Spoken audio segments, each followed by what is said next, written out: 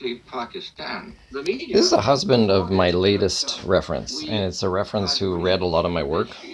Hopefully, not to plagiarize me, but it never made an effort to kind of do a live online conversation or phone conversation, although I offered. Now, when I tell people I don't have any easily reached, I have good references, but they're old. But part of it is I had many references. I can show people a lot of letters, and that should count for something because sometimes I lose references because of not my actions, but their actions. So that means I don't want to use them anymore, or I've had to criticize them for their actions. Now, if people, let's say employers that interview me or that want to check references, they think it's wrong that I've criticized my references for their actions, we got a weird thing going on here, like a double standard, like I'm supposed to be a sheep for the rest of my life to a reference. Like, for example, when I work with 3 to 5 year olds, the two supervisors that give me references, they weren't better with the kids than I was. But I'm supposed to what? I'm supposed to kind of treat them a particular way that they haven't earned so I could keep using this reference. Like, I don't know if somebody that does that is fit to work with kids, and that's what you guys don't get.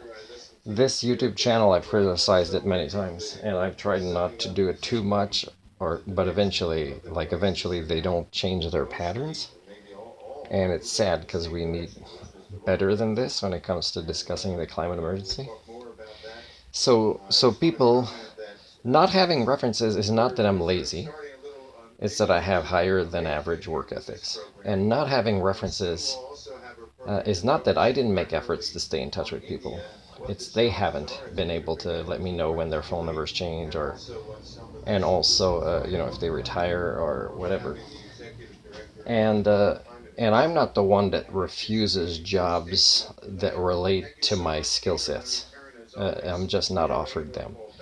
And if I am, and I act exactly like I said I would, for example, to be entirely learner centered, not my career centered, at their pace, not even my pace for the career, is, yeah, it's not going to work out, right? So, people, why can't you grab the two first things on my resume and ask me questions about that in job interviews and ask me to prove my work based on my own organizations? And well, they relate to the reality of the human condition and to accountability. So that's kind of the answer.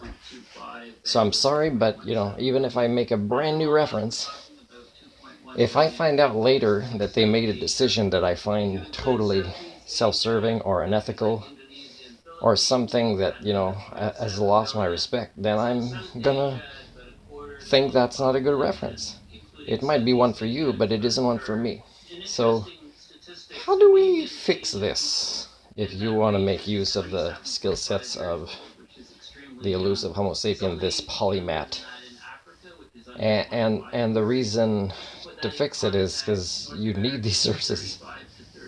And but how do we do it? And we don't do it for me to become a sheep for 10 years so that when I'm 65 years old you'll then possibly, which is extremely a remote possibility, you'll give me the kind of work that I deserve, but also that you need me to have.